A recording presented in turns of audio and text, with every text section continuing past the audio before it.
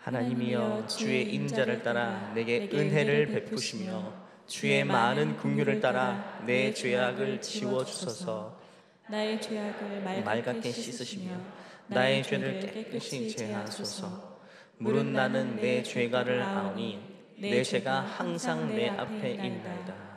내가 주께만 범죄하여 주의 목전에 악을 행하였사오니 주께서 말씀하실 때에 의로우시다 하고 주께서 심판하실 때에 순전하시다 하리이다.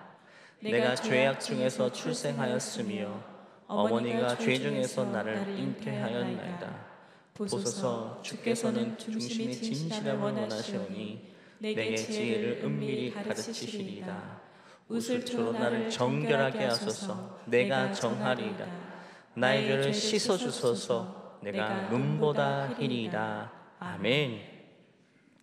여러분들에게는 어떤 일이 가장 힘겹게 느껴지십니까? 주부들은 의외로 살림을 살고 집안일을 하는 것, 늘상 하는 일이지만 이것이 어쩌면 제일 힘겨운 일로 느껴질 수 있죠. 그러니까 가끔씩 하는 일보다 사실 늘상 하는 일이 참 버겁고 힘들죠. 이런 차원에서 청소년 학생들은 늘 하는 공부, 이게 아마 그들에게는 제일 힘겹게 느껴질 것 같습니다.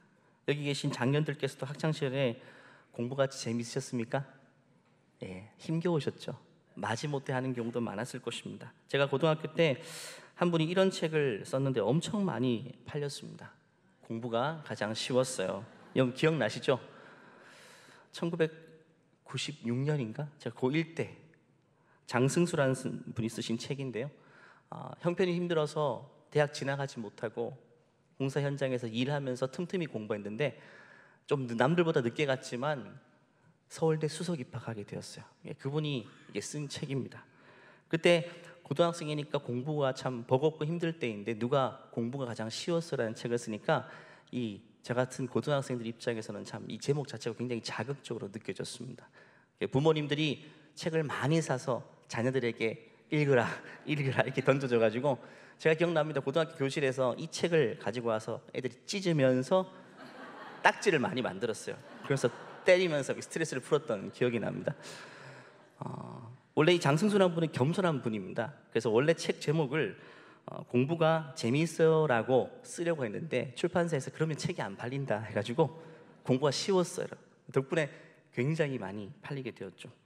이처럼 나에게는 참 어려운 일이고 버거운 일인데 누군가 그걸 쉽다고 이야기하고 제일 쉽다고 이야기하면 제 마음이 좀 힘들어지죠. 저는 그런 차원에서 이런 책이 나올까 봐 참 두렵습니다. 설교가 가장 쉬웠어요. 그 책이 나오면 제가 찢을 것 같습니다. 여러분들에게는 어떤 일이 가장 힘들게 느껴지십니까? 제가 우리 모두에게 예외 없이 정말 가장 힘든 일 중 하나를 소개하고자 하는데요. 그것은 인간의 실존과 관련되어 있습니다. 우리가 죄 가운데 살고 방금 읽은 시편에서 우리 모태에서부터 죄를 품고 태어났기 때문에 이 죄성과 떨어져 살 수가 없죠. 그래서 우리가 제일 힘들어하는 일, 모두가 제일 힘들어하는 일 중 하나가 바로 우리 죄가 밖으로 드러나게 되는 일입니다. 자이든 타이든 내 죄가 밖으로 오픈되는 일, 이것만큼 우리가 두렵게 생각하는 일은 없는 것이죠. 누군가에게 내 죄가 밝혀지는 것만큼 고통스러운 건 없습니다. 자존심이 강한 사람에게는요, 이것은 죽는 것보다 더 힘들게 느껴지기도 합니다. 그래서 어떤 사람은 실제로 내가 죽었으면 죽었지, 내 죄와 잘못은 절대로 죽을 때까지 인정하지 않는 사람도 있습니다. 왜냐하면 그게 제일 두려운 일이기 때문에. 도스토옙스키의 문학 중에 죄와 벌이라는 유명한 문학, 아마 학창시절에 한 번씩은 펴봤을 겁니다. 한 1000페이지가 넘는 책인데 펴다 접었다, 저도 그렇게 읽었던 기억이 납니다. 이 도스토옙스키는 이 작품을 통해서 죄가 인간에게 드러나게 되는 일이 얼마나 고통스러운 이야기인지를 이야기해 주고 있습니다. 죄와 벌의 주인공 라스콜니코프는 가난한 대학생이었죠. 자신은 스스로를 위대한 사람이라고 생각했습니다. 그리고 자신은 그래서 도덕적인 기준을 초월해서 살 수 있는 사람이라고 뭔가 그런 생각을 가지고 있었죠. 그래서 자신의 그런 사상을 시험하기 위해서 의도적으로 죄를 짓게 됩니다. 그것은 바로 고리대금업자, 사채업자 같은 모두가 터부시하는 한 노파를 죽이게 됩니다. 근데 그 죽이는 상황에 여동생이 들어오는 바람에 그까지 같이 죽이게 되는 거죠. 살인한 후에 라스콜니코프는 스스로 그 순간 도덕적 우월감에 빠지게 됩니다. 나는 이런 죄를 지어도 괜찮아라는 생각. 그런데 살다 보니까 내면 한켠에서는 자신이 지은 죄로 인해서 영적인 탈진이 찾아오는 거죠. 이 둘 사이에서 스스로 감당하지 못하는 힘겨운 상황을 만나게 됩니다. 자신의 행동을 아무리 정당히 해보려고 하지만 더 고통스러운 죄책감에 시달리면서 그는 스스로 무너지는 인생을 살게 되는 거죠. 이것은 도스토옙스키가 살았던 그 19세기 러시아의 상황을 잘 보여주는 상황이기도 합니다. 강력한 리더십과 힘을 가진 사람이 등장해서 자신이 꿈꾸던 사회를 만들기 위해서 힘없는 작은 자들의 희생을 불가피하다고 생각했던 사람들, 자신이 옳다고 믿는 것을 성취하기 위해서는 많은 시민들이 희생당하는 것, 그걸 전혀 죄책감을 가지지 않고 자행하는 그런 스스로를 초인이라고 생각하는 사람들. 이 책에서는 이 저자가 도스토옙스키가 나폴레옹의 예를 들으면서 그런 썰을 풀게 되는데요, 한마디로 나는 죄의 기준을 초월한 사람이다라고 생각하는 사람들, 내 뜻을 펼치기 위해서는 누군가의 희생은 아무렇지도 않다라고 생각하는 사람들, 그 사람 중에 한 명이 이 주인공 라스콜니코프였던 것이죠. 그랬던 그의 내면에 강력한 변화가 찾아오는 계기가 있습니다. 한 여인을 만나서 사랑에 빠지게 되는데, 소냐라는 여인입니다. 이 여인은 매춘부의 직업을 가졌어요. 그는 하나님을 믿는 선한 자매였습니다. 하지만 가정경제의 절대적인 어려움 속에서 부모와 심지어 동생들까지 부양해야 되는 입장에서 어쩔 수 없이 자신의 몸을 희생하는 걸 선택합니다. 이것 역시 19세기 러시아의 암울했던 상황을 보여주는데, 그 당시 여인들은요, 가족을 부양하기 위해서 할 수 있는 일이 이렇게 지극히 제한되어 있는 참 어두운 아픈 시대였던 것이죠. 이렇게 소냐의 지극한 사랑을 경험한 라스콜니코프의 마음에 변화가 찾아옵니다. 자신의 고집, 생각, 가치관이 무너지기 시작합니다. 이 정도는 괜찮겠지, 나는 괜찮아라고 생각했던 죄의 장벽이 허물어지고 이제는 내가 행했던 것이 엄청난 죄라는 생각을 하게 되는 거죠. 이처럼 죄와 벌은 인간의 죄책감과 구원 문제를 아주 깊이 탐구하는 책입니다. 이 라스콜니코프의 여정은 자신의 죄를 인정하고 도덕적인 회복을 이루는 과정이 얼마나 고통스럽고 어려운 여정인지 그는 한평생이 걸리게 됩니다. 한평생이 걸리게 돼요. 그가 한 유명한 대사가 있습니다. 나는 벌을 받아야 돼. 하지만 나는 위대한 사람이고 위대한 사람은 벌을 받지 않아. 스스로 지금 모순된 말을 하고 있죠. 나는 죄를 지었어. 하지만 이건 죄가 아니야. 나는 벌을 받지 않아도 돼. 하지만 속에서는 죄책감에 시달리고 있는 자신의 모습. 이것은 중요한 것은 몇몇 위대한 사람, 특정 인물을 이야기하는 것이 아니라 우리 모두의 실존을 이야기하고 있는 것이 이 죄와 벌의 메시지입니다. 우리도 그렇다는 것이죠. 나름대로 다 각자 죄의 기준을 가지고 있어요. 다 절대 기준이라는 건 없고 나름대로 이 정도는 죄고 이 정도는 죄가 아니라는 자기의 기준을 가지고 스스로 초인이라고 생각하는 것입니다. 이것이 인간 실존 깊이 찾아오는 고통의 근원이라고 이야기하는 것이죠. 그래도 오늘 본문의 주인공 다윗도 마찬가지였죠. 그는 왕의 자리, 절대 권력의 자리에 오르게 되니까 이런 초인 사상에 빠지게 된 것 같아요. 그렇게 선했던 다윗이 정말 입에 담기도 그런 죄를 범하고 맙니다. 한 가정을 풍비박산냈죠. 그러면서 이 정도는 괜찮을 거라고 생각했죠. 나는 왕이니까, 나는 이 나라를 위한 공로자고, 나는 한평생 이 나라를 위해 헌신했으니까 이 정도의 죄는 괜찮지 않을까라고 생각했던 거예요. 그래서 그는 왕의 지혜를 가지고 한 가정을 깨뜨려버리는 씻을 수 없는 죄를 지었음에도 불구하고 한 1년 정도 오랜 기간 동안 자기 죄를 인정하지 않고 살았습니다. 그 속에서는 자기 죄를 정당화하는 작업을 계속했던 것이죠. 우리도 이런 잘못된 이 초인 사상에 빠질 수도 있어요. 나는 가정의 아버지니까, 나는 가정을 이렇게 세운 사람이니까, 나는 가정을 위해서 열심히 희생하고 헌신했으니까 이 정도는 괜찮겠지 라고 가족들에게 정말 입에 담기 힘든 험한 말을 하기도 하고, 아니면 잘못된 것을 강요하기도 하고, 해서는 안 될 일도 저지르기도 하죠. 어머니도 마찬가지입니다. 나는 어머니고 가족을 위해서 평생 헌신했으니까, 자녀를 위해 헌신했으니까 나는 우리 자녀에게 이런 말을 해도 돼. 이 정도는 괜찮아. 회사도 마찬가지. 내가 회사를 세웠고 내가 월급 주고 내가 얼마나 이를 위해 헌신했는데 내가 직원들에게 이 정도 하는 건 괜찮아라고 스스로 자기의 죄를 정당화하는, 죄의 기준을 하나님의 기준이 아니라 자신의 죄를 기준을 가지고 뭔가 스스로가 나는 이건 죄고 이건 죄가 아니라고 판단하는 이 다윗이 지금 처한 그 상황과 우리의 상황과 어쩌면 똑같이 매치가 될 수 있다는 것이죠. 이렇게 죄를 합리화하려는 잘못된 시도는 결국 그 죄가 그 속에서부터 폭발적인 파괴력을 행사하게 되면서 스스로 무너지게 되는 겁니다. 여러분, 배에 가스가 차게 되면 배가 부풀어 오르죠. 감당할 수 없는 상황까지 이른 겁니다. 죄가 가져다주는 파괴력, 우리 몸이 감당할 수 없어요. 그러니까 아프기도 하고 스스로 인생이 주저앉기도 합니다. 스스로 감당할 수 없어요. 우리 인간은 죄의 문제를 스스로 해결할 수 없습니다. 그래서 다윗은 스스로 죄를 회개하고 있지 않을 때 자신의 영혼의 상태를 이렇게 고통스러웠다라고 고백합니다. 3절 4절 시편 32편의 고백을 한번 읽어볼까요? 시작. 내가 입을 열지 아니할 때에 종일 신음함으로 내 뼈가 쇠하였도다. 주의 손이 주야로 나를 누르시오니 내 진액이 빠져서 여름 가뭄의 마름같이 되었나이다. 이 뼈가 삭는 느낌 여러분 아십니까? 그 정도로 고통스러웠다라고 이야기합니다. 우리가 어쩌면 육신의 질병, 여러 가지 정신적인 아픔, 이것이 죄가 가져다주는 결과일 수 있어요. 회개하고 죄 문제를 해결하면 어쩌면 거기서부터 해결될 문제일 수도 있어요. 물론 죄가 내 안에 있음에도 불구하고 전혀 고통을 못 느끼는 사람도 있죠. 그것은 바로 영혼이 죽은 사람들입니다.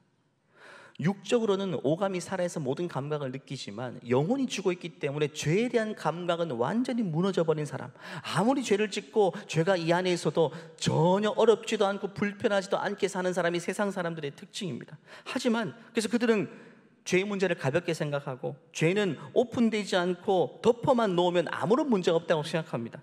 하지만 우리 그리스도인들, 우리 신자들은 다르죠.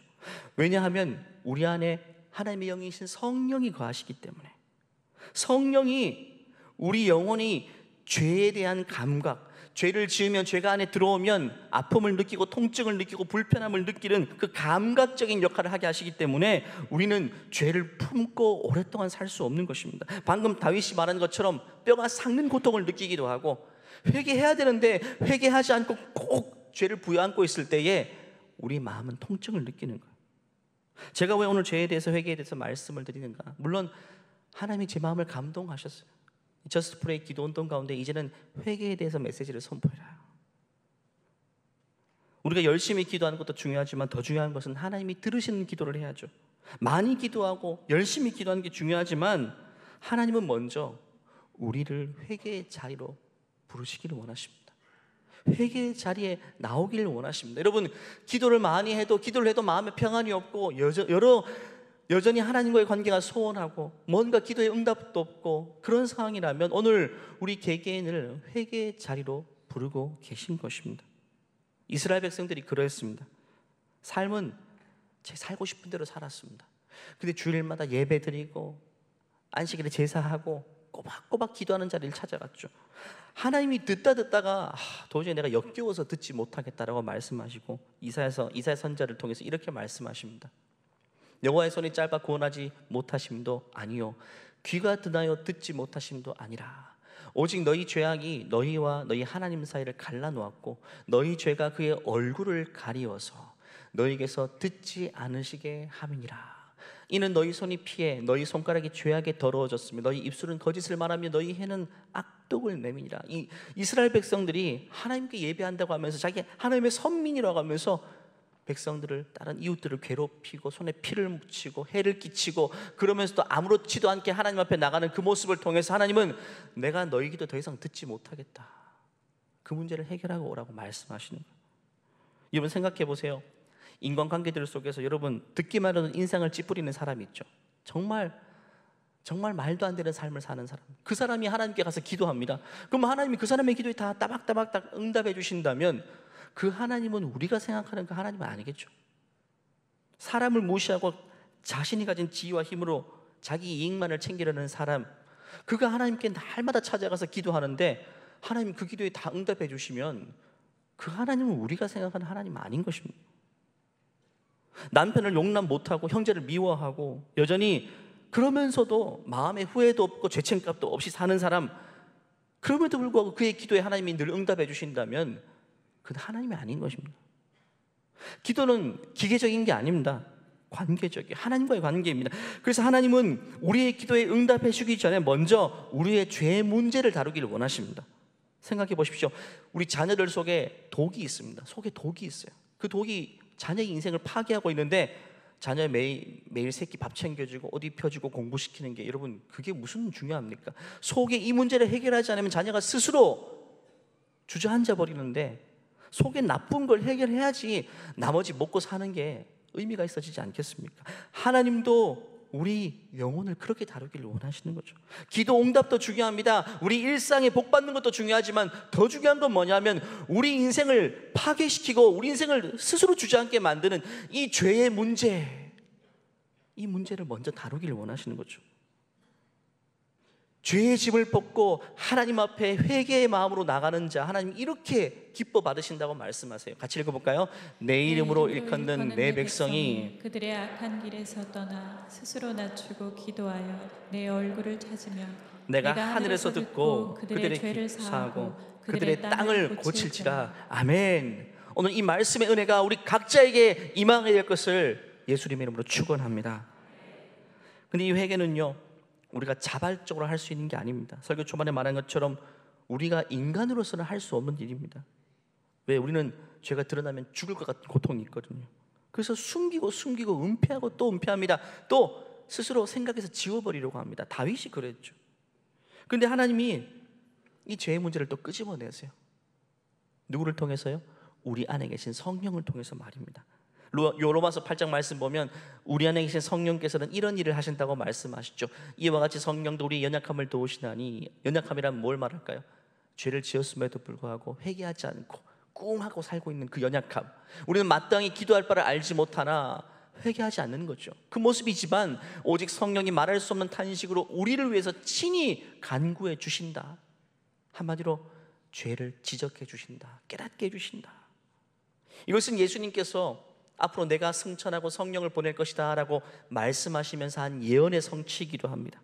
요한복음 16장 말씀 보면, 그러나 내가 너에게 실상을 말하노니 내가 떠나가는 것이 너희에게 유익이라. 내가 떠나가지 아니하면 보혜사 성령이십니다. 그분이 너에게 오지 아니할 것이요, 내가 가면 내가 그를 너에게 보낼 것인데, 그 성령이 너희 안에서 어떤 일을 하시는가? 그가 와서 너희 속에 와서 죄에 대해, 의에 대해, 심판에 대해 세상을 책망하신다. 그가 우리 안에 사시는 일은 뭐냐면 죄에 대해서 책망하시는 역할을 할 것이다. 우리는 죄를 덮어놓고 살기를 원하는데 성령께서는 그거를 자꾸 끄집어내신다는 거예요. 너무 고통스러운 일이지만 성령은 우리 안에서 이런 작업을 하십니다. 그 이유가 뭘까요? 우리를 정죄하기 위해서, 죽이기 위해서가 아니라 우리를 살리시기 위해서, 우리를 회복시키기 위해서, 그게 사는 길이기 때문에 굳이 은폐하고 덮어놓았던, 수면 밑으로 갈아놓았던 그 죄를 또 굳이 끄집어내십니다. 끄집어내는 작업을 성령께서는 하십니다. 오늘 지금 이 예배 자리를 통해서도 성령께서는 지금 우리 마음을 가운데 그렇게 역사하시는 겁니다. 오래전에 죄들을 끄집어내고 계십니다. 지금 현장으로 죄를 짓고 있지만 내가 죄가 아니라고 생각했던 것들을 죄라고 인식하게 하시는 거죠.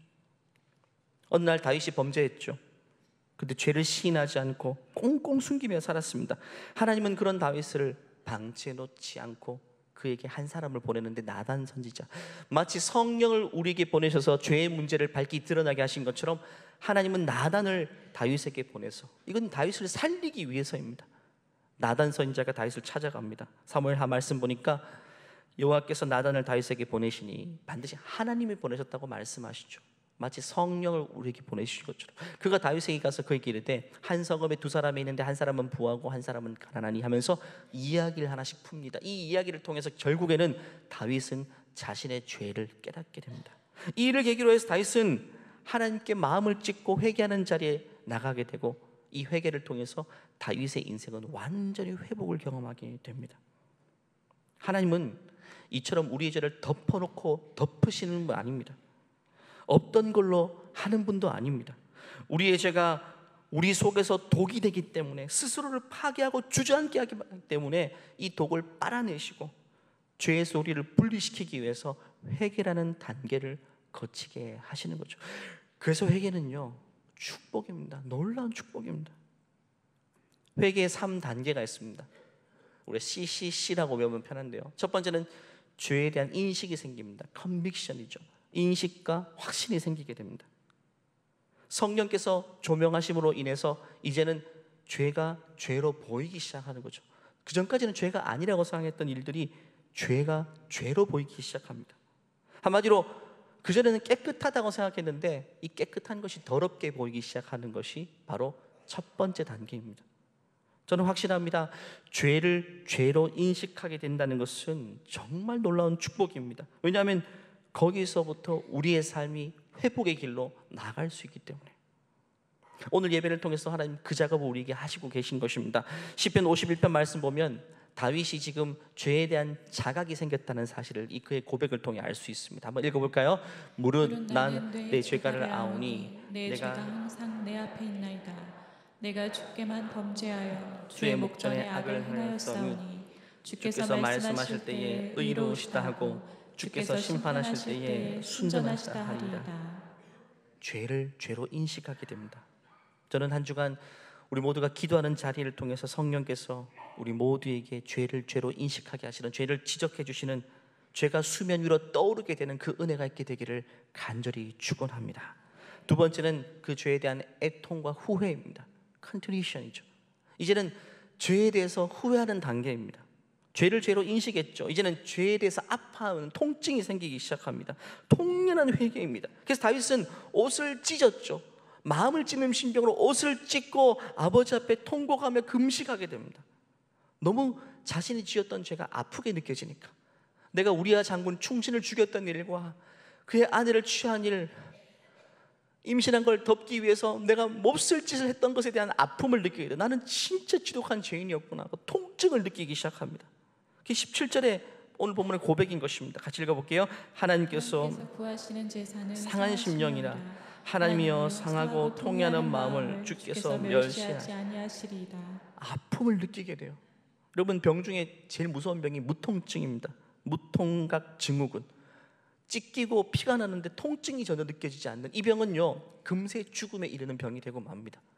통증을 느끼지 못했다는 것은 신체에 문제가 있는 거죠. 통증을 느끼는 게 몸이 건강한 겁니다. 마찬가지로 죄가 내 안에 들어왔어요. 죄를 짓고 있는데 그것이 아프게 느껴지지 않는다, 죄로 감각이 없다, 그러면 우리 영혼은 지금 병에 걸린 것이고 건강하지 않은 것입니다. 잠자고 있고 죽은 것입니다. 죄가 죄로 인식되고 죄가 아프게 느껴져야만 우리 영혼이 지금 하나님 앞에 건강하게 서 있는 상태인 것이죠. 이 슬픔은 단순한 후회 정도가 아니라 죄를 미워하게 만듭니다. 미워하게 만들어요. 그리고 하나님께로 돌아가고자 하는 마음을 일으키는 것이죠. 그 전까지는 더러운 것을 더러운 것으로 인식하지 못했어요. 돼지가, 예수님 비유하셨죠. 돼지가 음식물 쓰레기 먹는 건 당연한 모습인 것처럼 우리도 더러운 것을 더러운 것으로 인식하지 못하고 음식물 쓰레기를 입에 주저앉고 넣고 있는데, 이제는 그것이 더럽다는 인식이 생기게 되니까 이제는 그 행실을 멀리하게 되는 과정까지 가는 것이죠. 그래서 마지막 세 번째 단계는 죄에 대한 돌이킴입니다. 컨버전이죠. 방향을 튼다는 것입니다. 이것이 여기까지가 회개의 완성입니다. 이전까지는 마음의 변화였다면 이제는 삶의 변화와 행동의 변화를 말합니다.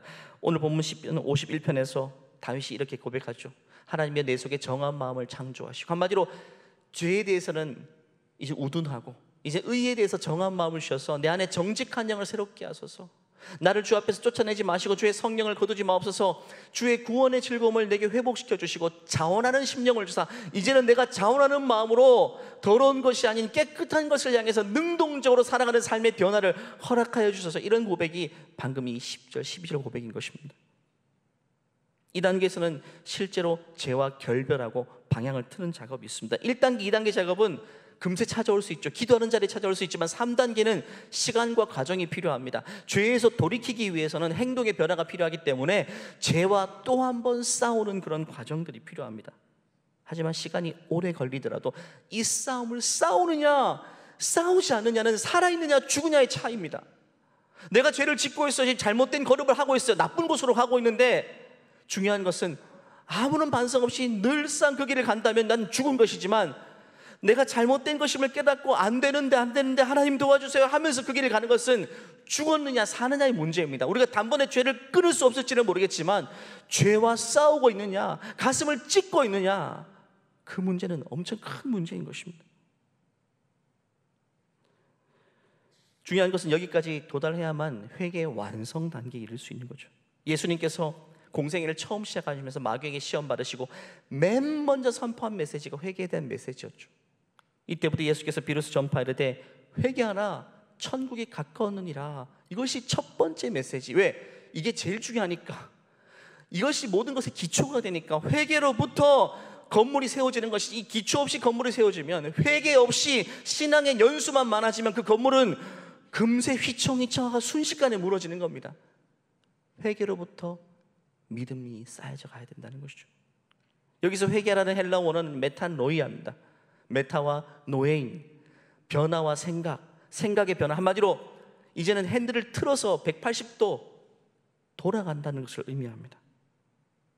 그런 차원에서 회개했지만 삶의 방향이 아직 틀어지지 않았다면 회개의 완성에 이르지 못한 것입니다. 그래서 고해 성사는 회개가 아니라는 거죠. 죄를 고백하고 시인하는 것이 회개의 마무리는 아닙니다. 회개의 시작은 될 수 있지만 중요한 것은 방향의 전환이 이루어져야 돼요. 어떤 사람은 죄에 대한 고백만이 회개라고 생각하는 사람이 있지만, 그래서 기도하면서 죄는 고백해요. 우리 예배 때마다 찬양 이후에 자신의 죄를 고백하는 시간들이 있죠. 이렇게 고백으로만 끝나면 여러분, 그것은 우리의 삶에 아무런 변화로 나타나지가 않습니다. 예를 들어서 하나님께 이런 일들을 회개합니다. 하나님, 내가 참 교만했습니다. 이런 문제가 회개가 된다면 이제는 겸손한 삶을 위해서 내가 어떻게 살아야 될지 발버둥 쳐야죠.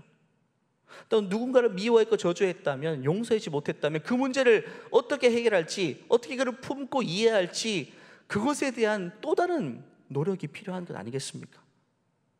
그렇지 않고 여전히 그냥 고백으로만 끝난다면 죄는 더 크게 우리를 장악해버리고 말 것입니다.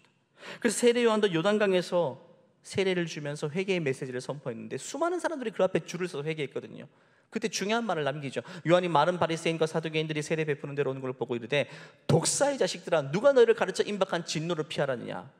자기 앞에 머리를 숙이고 세례를 받는 사람에게 독사의 자식이래요. 왜? 그러므로 회개에 합당한 열매를 맺으라. 회개에 합당한 열매 없이 나는 세례 받으면 천국 백성이 될 것이라고 착각하는 그들에게, 너희들에게 중요한 것은 회개에 합당한 삶과 열매이지 그냥 형식적으로 머리 들밀고 물에 들어갔다 나오는 그런 물 세례가 너에게 중요한 것이 아니라고 이야기하는 것이죠. 그렇기 때문에 우리의 기도가요, 우리의 죄를 고백하는 것이 끝나서는 안 되고, 하나님, 내가 이 죄에서 돌이키게 하시고 이제는 삶의 변화가 나타나게 도와주세요.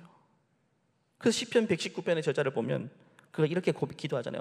내 발을 금하여서 악한 길로 가지 않게 해주세요. 이것이 그의 정말 중요한 기도였습니다. 왜? 늘상 내 본성을 따라가다 보면 또 가지 말아야 될 곳에 가니까, 몸담지 말아야 될 곳에 가고 더러운 곳에 손을 담그니까 이제는 그렇게 하지 않게 하시고 내 발을 금하여 주시고 악한 길로 가지 않게 해주세요라고 그런 일을 기도하고 있는 것입니다. 성경에 잘못된 회개의 예가 등장하죠. 우리가 잘 아는 가룟 유다, 예수님을 팔았던 가룟 유다의 회개였어요. 그는 자신이 저지른 죄에 대해서 후회를 하게 됩니다. 내가 예수님을 은삼십에 팔았던 것 후회합니다. 그리고 죄에 대한 인식이 생겼죠. 근데 거기서 끝났습니다. 거기서 끝나버렸어요. 마태복음 27장 3절 5절 보니까 그의 끝맺음, 그의 인생이 어떻게 마무리되었는가 같이 읽을까요?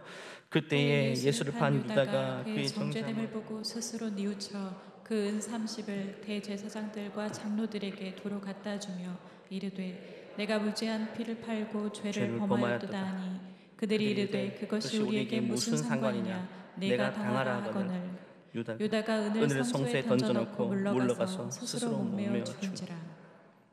여러분, 진정한 회개는요, 결국 하나님과 가까워지는 것입니다. 하나님 앞으로 가는 것이요. 그 유다에는요, 중요한 것은 유다의 끝맺음은 예수님과 완전히 단절되고 멀어지는 것으로 끝났습니다. 그 회개는 하나님 앞에서 회개가 돼야 되지, 그는 자신을 스스로 후회하는 것으로 끝나버린 거죠.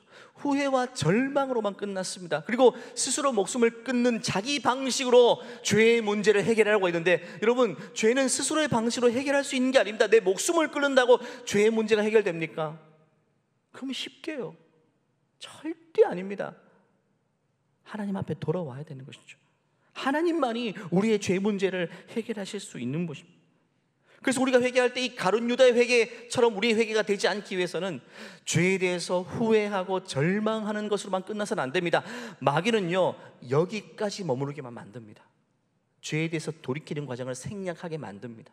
그럼 결국 하나님과 더 멀어질 수 있죠. 예를 들면 내가 믿음으로 자녀를 키우지 못한 것에 대해서 후회가 생기기 시작해. 기도할 때 하나님, 내가 잘못했습니다.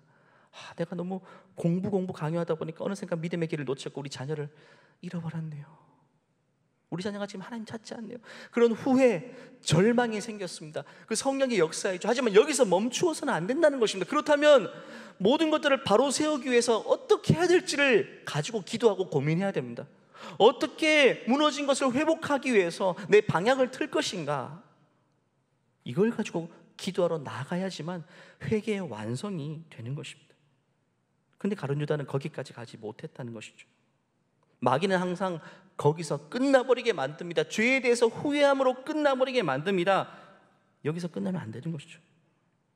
내가 잘못했던 것이 회개가 되기 위해서는 하나님께로 돌아와야지, 내 삶을 고칠 수 있는 그분께 돌아와서 그분의 긍휼에 호소해야만 우리는 발을 금하여 악한 곳을 향해 나가지 않게 되는 것이죠. 한마디로 후회의 눈물로 끝나는 것이 회개가 아니라 변화의 땀방울로 마무리되어야지만 회개가 완성된다고 하는 것이죠.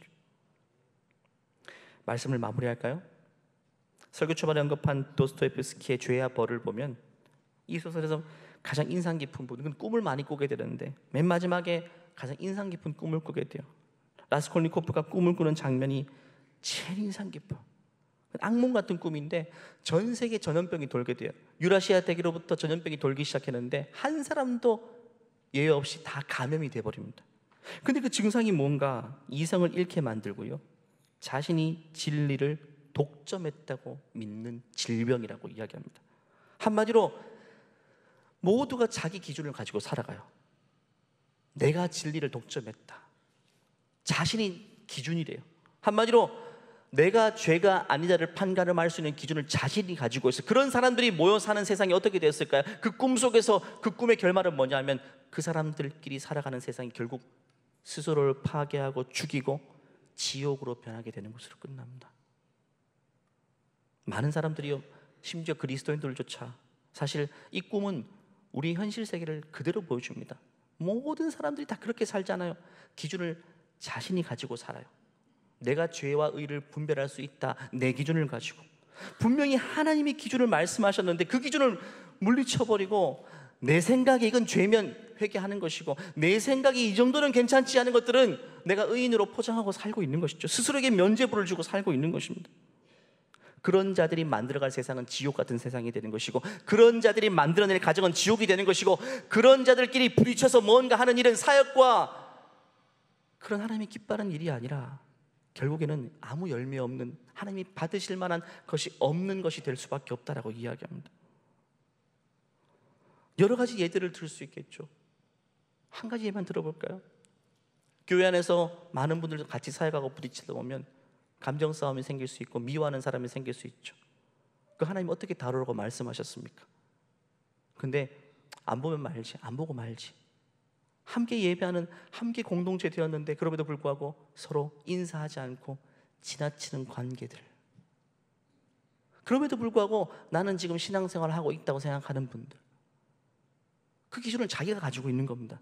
이 정도면 괜찮지 않을까라는. 하나님은 그 문제를 다루기를 원하시고 그건 죄라고 분명히 지적해 주시는데 이 정도면 괜찮지, 다들 그렇게 살지 않냐고. 불편한 사람은 안 보는 게 최선인데 다들 그렇게 살지 않냐고 자기 기준을 가지고 살고 있죠. 부모로서 마찬가지입니다. 자녀에게 후회할 일을 했으면 돌이키고 변화되는 것이 필요한데 다들 그렇게 살지 않냐? 이 정도면 괜찮지.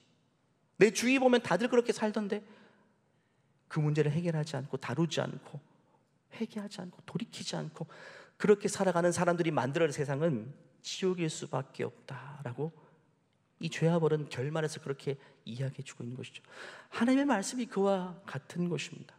우리가 한 주를 살아가면서 여러분 괜찮다고 생각했던 것들이 이제는 죄라고 인식되는 그 은혜가 우리에게 있게 되기를 간절히 축원합니다. 거기서부터 하나님 우리의 삶을 회복시켜 주신다는 것입니다.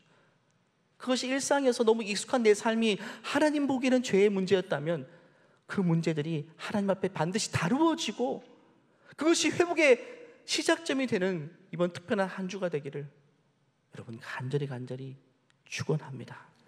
한번 기도할까요? 이 시간 기도할 때 성령님, 내 생각과 내 기준을 다 내려놓습니다. 주님만이 나의 기준이 되십니다. 성령께서 죄라고 하는 문제들을 다 내게 지적하여 주시고 죄를 죄로 인식하게 된 은혜를 내게 허락하여 주시옵소서. 그래서 죄의 자리를 떠나서 하나님 내 삶을 돌이키게 하시고 진정한 회개의 자리까지 나갈 수 있도록 내 삶을 회복시켜 주시옵소서. 아멘. 내가 과거에 지은 죄들 여전히 내가 덮고 은폐하고 있다면 하나님 기도하는 가운데 깨닫게 도와주셔서 다시금 그 죄 문제가 다루어지고 내 마음의 독소가 뽑아지는 그런 회복의 시작이 될 수 있도록 은혜를 베풀어 달라고 이 시간 주님 앞에 진지하게 기도하며 나가시겠습니다. 주여 하나님 아버지, 오늘 말씀을 통해서 성령님, 우리 안에 계신 성령님, 우리에게 하나하나 지적해 주세요. 모두를 다 회개할 수는 없지만 하나님, 우리에게 회개하기를 원하시는 부분들을 이 시간 말씀을 통해 지적하여 주시고 성령님 깨닫게 도우셔서 그 문제가 그냥 없던 줄로 끝나는 것이 아니라 반드시 다루어지고 하나님 앞에 해결될 수 있도록 역사해 주시옵소서. 돌이키게 하여 주시옵소서. 변화받게 도와주시옵소서. 삶을 하나님 아버지여 변화받기를 원합니다. 삶의 방향이 달라지기를 원합니다. 무너진 것들이 새롭게 회복되기를 원합니다. 하나님 아버지의 문제가 하나님과의 상대와 주신 하나님 아버지 하나 다뤄지기를 원합니다. 회개의 영을 부어주시옵소서. 회개의 영을 부어주시옵소서. 오늘 당시 나는 상자가 지금 시작할 때 죄로 인식하고 솔직히 마음을 심을 것처럼 우리도 하나님 아버지 앞에서 하나님, 죄를 지었지만 회개하지 않고 있던 다윗에게 하나님이 나단 선자를 통해서 그를 회개의 자리로 불러주신 것처럼 한 주간의 기도하는 가운데 성령을 통해서 우리를 죄의 자리로, 죄를 깨닫게 하는 자리로 이끌어 주시옵소서. 그래서 그 죄의 문제를 하나님 앞에 해결함 받고 다시금 우리의 삶의 중요한 문제들의 해결함 받는 회복의 시작이 될 수 있도록 은혜 베풀어 주시옵소서. 죄를 짓고도 회개하지 않아서 내 안에 끙끙 앓고 있는 영혼의 탄식이 있다면 그것이 육신의 질병으로 이어져서 몸이 아프고 탈진하고 어두움 가운데 있고 여러 가지 문제들이 겹쳐져서 스스로 해결하지 못하는 정말 스스로 파괴되는 지경까지 이르고 있는 분들이 있다면 하나님 이 시간 성령께서 죄를 깨닫게 하시고 죄를 시인하게 하시고 죄를 돌이키게 하시고 진정한 회개의 자리까지 감으로 그 삶을 송두리째 회복시켜주는 그 은혜를 경험하는 특별한 한 주가 될 수 있도록 주님 우리를 깊이 만나 주시옵소서. 함께 하신 주님 찬양하며 예수님의 이름으로 기도하옵나이다. 아멘. 우리 회개를 기뻐 받으시고 우리를 회개의 자리까지 이르게 하신 하나님께 우리 영광의 박수, 감사의 박수 올려드릴까요? 한 주간 우리의 죄를 주님 앞에 진실되게 고백하는 한 주가 되기를 바랍니다. 이 시간 다 같이 나셔서 이 찬송의 고백 주님 앞에 올려드리겠습니다. 나 행한 것 죄뿐이리 주 예수께 비옵기는 나의 몸과 나의 맘을 깨끗하게 하옵소서. 물 가지고 날 씻든지 불 가지고 태우든지 내 안과 막 다 닦으사 내 모든 죄 물 가지고 날 씻든지 물 가지고 날 씻든지 불 가지고 태우든지 내 안과 막 다 닦으사 내 모든 죄